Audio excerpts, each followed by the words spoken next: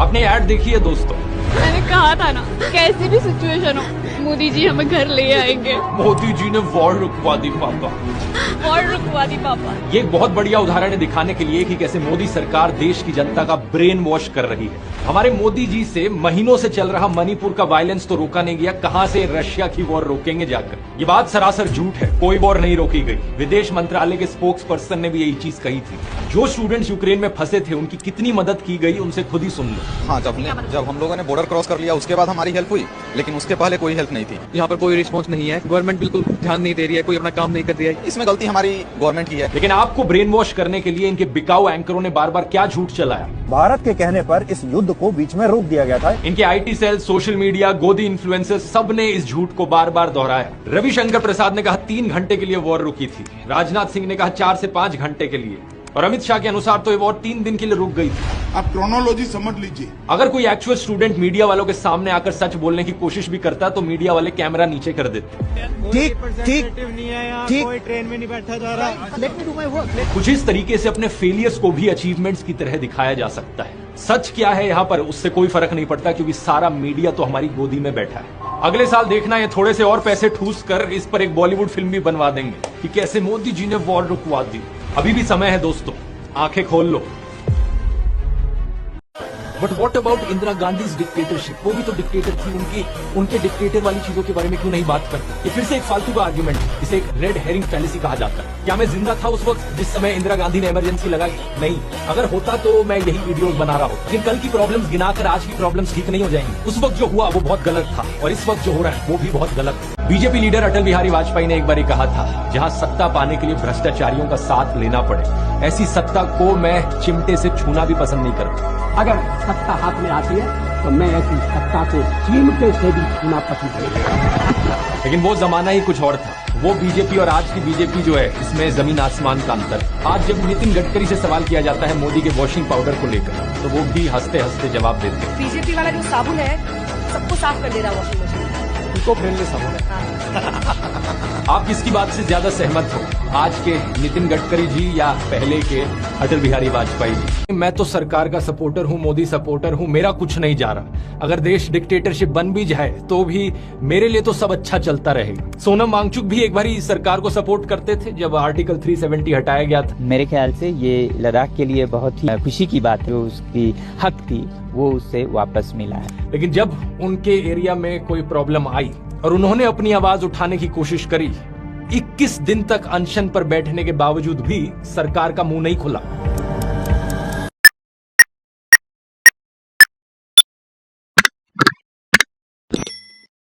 Hello everyone, I hope कि आप सब अच्छे होंगे। अच्छे नहीं भी होंगे, अच्छा पेटेंट तो कर ही रहोगे। अभी हम लोग देखने वाले हैं गोदी मीडिया के एक्सपोज वीडियोस, और हर वीडियो का देने वाला मैं अपना ओपिनियन कि मैं इस टॉपिक पे क्या सोचता हूं। तो आप लोगों से रिक्वेस्ट है, चैनल के साथ जुड़ जाएं, सब्सक्राइब कर ले, फ्री ऑफ कॉस्ट है। स्टार्ट करते हैं पहली वीडियो के साथ।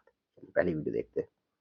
जैसे कि इन सुधीर चौधरी को देख लो, इन्होंने करीब 1 साल पहले ये प्रोग्राम किया, सबको सरकारी नौकरी क्यों चाहिए। ये आम जनता को ही डांटने लग गए, कहने लगे कि तुम्हें सरकारी नौकरी इसलिए चाहिए क्योंकि तुम्हें ऊपर की कमाई करनी है, यानी रिश्वत लेनी है। सरकारी नौकरियों की चाहत के पीछे एक बड़ी वजह रिश्वत भी है। सरकारी नौकरी में अगर पैसा कम भी हो तब भी कई कर्मचारी रिश्वत लेकर अच्छा खासा पैसा कमा लेते हैं। और 2019 में हुए एक सर्वे में हर 2 में से 1 भारतीय ने यह माना कि उन्होंने अपना काम करवाने के लिए किसी न किसी सरकारी कर्मचारी को रिश्वत दी थी। यानी सुधीर भाई के अनुसार प्रधानमंत्री मोदी का जो नारा था, न खाऊंगा न खाने दूंगा, ये जुमला है। और मेरा तो मंत्र है, न खाऊंगा न खाने दूंगा।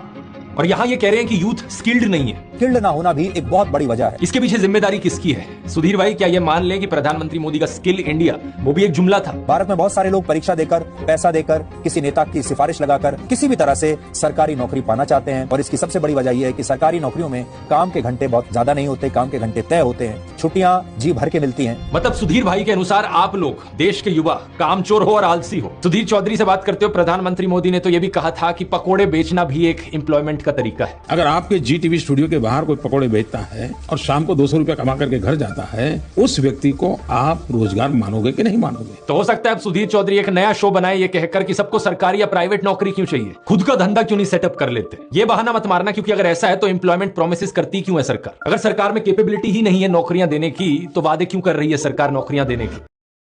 बिल्कुल सही बात है। जब आप मैनिफेस्टो बनाते हो और मैनिफेस्टो में लिखते हो कि हम आपको इतनी हमको सत्ता में लाओ, हम आपको इतनी नौकरियाँ देंगे, क्योंकि जो इससे पहले वाले लोग थे उन्होंने आपको नौकरियाँ नहीं दी, हम आपको नौकरी देंगे, लेकिन आप हमें सत्ता में लाओ। फिर जनता ईमानदारी से वोट देती है, सामने वाले को जिताती है, सत्ता में लाती है। जब सत्ता में ला देती है, फिर सामने वाले बोलते हैं कौन-सी नौकरी? कौन-सा वादा? हम तो भूल गए हो दादा रे दादा। तो अब बहुत सारे लोग इसको भी जस्टिफाई करते हैं कि मोदी गारंटी लिया है जॉब का, मोदी तुमको पैदा किया है, तुम मोदी से पूछ के पैदा हुए हो जो तुम मोदी को बोलो नौकरी देने को। बिल्कुल सही बात है, मोदी से पूछ के कोई पैदा नहीं हुआ है। लेकिन मोदी भी तो आके वोट माँगा है ना भाई, हैं? ऐसा भी चुनाव होने वाला है, बोल दो मुझे घर पे बैठे-बैठे चुनाव लड़ ले, लेकिन ऐसा कुछ नहीं होने वाला। हर जगह जाके वादे, बयानबाजी, मैनिफेस्टो दिखा रहे हैं ना भाई। और फिर जब उनकी जीत जाते हैं, जब उनसे माँगा जाता है तो फिर जनता उसको जस्टिफाई, गोदी मीडिया उसको जस्टिफाई करने आ जाता है। इसीलिए इसको तिहाड़ी बोला जाता है गोदी मीडिया को। चलो अगला देखते हैं क्या। मैंने कहा था दोस्तों, इलेक्टोरल बॉन्ड स्कैम देश के इतिहास का सबसे बड़ा स्कैम है, लेकिन अब मुझे डाउट हो रहा है अपनी बात पर इस वीडियो को देखकर। देश का कर्जा पहले बहुत था कांग्रेस के राज में, अब कम हो गया। कांग्रेस के राज में कितना था कर्जा? 1000 बिलियन डॉलर। 1000 billion dollar. हाँ। अब कर्जा है 500 हजार करोड़ बिलियन डॉलर कर्जा मोदी सरकार में अब उतरा है। नहीं समझे आप देश पर कितना कर्जा है? 5000 करोड़ अरब। 5000 करोड़ अरब हाँ। Billion dollar. हाँ। अब देश पर कर्जा है। हाँ। इसे देखकर लगता है कि सबसे बड़ा स्कैम एक्चुअली में लोगों के दिमाग के साथ किया गया। असलियत में 2014 में देश पर जो कर्जा था वो करीब 50 लाख करोड़ तक का था, और अब 2024 में ये बढ़कर 205 लाख करोड़ हो गया। कहाँ देखे थे ये जो, मतलब कहाँ पढ़े थे? न्यूज में आता है। तो कौन सा न्यूज में देखे थे? आज तक न्यूज में। आज तक न्यूज में देखे? कांग्रेस की सरकार में तारूं मैं। अभी की सरकार में कितना है? पैसा देगा वो बिजली का बिल भरेगा या अपना काम करेगा। पता है अमेरिका पे कितना कर्जा है? कितना अमेरिका पर कितना कर्जा है? 1 अरब बिलियन डॉलर कर्जा है उन पे अमेरिका पे। अमेरिका पे 1 अरब बिलियन डॉलर कर्जा है। तो सुपर पावर है वो। 1 अरब बिलियन डॉलर में जीरो कितना होगा लगभग? ये नहीं पता भैया, हम नोट थोड़ी गिनने जानते हैं। इससे पता चलता है शिक्षा की इंपॉर्टेंस। ऐसे नेताओं को वोट देना कितना जरूरी है जो एजुकेशन पर फोकस करे, ना कि आपको बेवकूफ बनाए। एक्चुअली सही बात है भाई कि इतना ज्यादा अंधभक्त तो कैसे हो सकता है, इतना ज्यादा गलत मिस इन्फॉर्मेशन कह लो, गलत नॉलेज कह लो, इतना ज्यादा कैसे हो सकता है यार, हैं? और यही नॉलेज ये आपने जब लोगों के साथ बैठता होगा तो शेयर करता होगा, जिनके साथ उठता बैठता होगा वहां से ये चीजें सीखता होगा। सोचो इसका माहौल कैसा होगा, इसके आसपास के लोग कैसे होंगे। समझ में आता है? इसलिए कहते हैं एजुकेशन बहुत ज़रूरी है, शिक्षा बहुत ज़रूरी है। और सोशल मीडिया पे अगर आपके आस-पास कोई भी बच्चा इस तरह की वीडियो देखा, सबसे पहले 2 थप्पड़ लगाओ उसको, उसके हाथ से मोबाइल छीनो। मैं कभी भी मैं कहीं भी सफ़र कर रहा होता हूँ, मैं देखता हूँ कि अगर कोई छोटा बच्चा है, मैंने छोटा बच्चा इन सेंस कि अगर मेरे से छोटा है, मैं देख रहा हूँ, वो ऐसी वीडियो देख रहा है जिसका कोई सर-पैर नहीं है, मैं उसको हमेशा डाँट देता हूँ, "भाई क्यों देख रहा है? इससे क्या फ़ायदा है तेरा? मत देख।" ठीक है? अगर देखना है तो कुछ इन्फॉर्मेशन तेरे को पता है, तेरे को ये बात पता है कि वो गलत बोल रहा है। तेरे को बात अच्छे से पता है कि वो फेक न्यूज़ है। तेरे को बात ये अच्छे से फिर तू क्यों देख रहा है? भाई मैं देख रहा हूँ बस इसको नॉलेज के लिए। मतलब भाई नॉलेज के लिए कल होके तुम्हें इस बात पे बिलीव हो जाएगा। इतना बार देखेगा ना तो तेरे को बिलीव करवा देगा वो। इसलिए ये सब फालतू वीडियोज़ से और ये ना फालतू चीज़ों से दूर रहा कर। चलो अगला देखते हैं। ये सबसे पहले देखते हैं नरेंद्र मोदी जी ने 2014 में क्या प्रॉमिस किया था। जितने लोग पार्लियामेंट में चुन करके आए हैं, उनके जितने भी पेंडिंग केसेस होंगे, जितने भी आपराधिक मामले होंगे, उन सारे के सारे मामलों के लिए अलग कोर्ट की रचनाएं की जाएगी और 1 साल के भीतर भीतर जो अपराधी हैं लेकिन राजनीति में आगे बढ़ चुके हैं वो जेल जाए, एक शुद्धि की शुरुआत हो जाए। शर्म आनी चाहिए आपको प्रधान सेवक जी, इतना सीधा सीधा झूठ बोलते हुए जनता के सामने। हम भी ये बोले भाई ध्रुव राठी की तरह हम भी कर देते हैं। साला washing powder Modi, washing powder Modi, किसी भी पार्टी में हो बस बीजेपी में आओ और सारे अपने पाप धुलवाओ। वॉशिंग पाउडर मोदी भाई साहब, आप तो ये मैं एक कहानी सुनाता हूँ आपको, बहुत लेटेस्ट खबर है।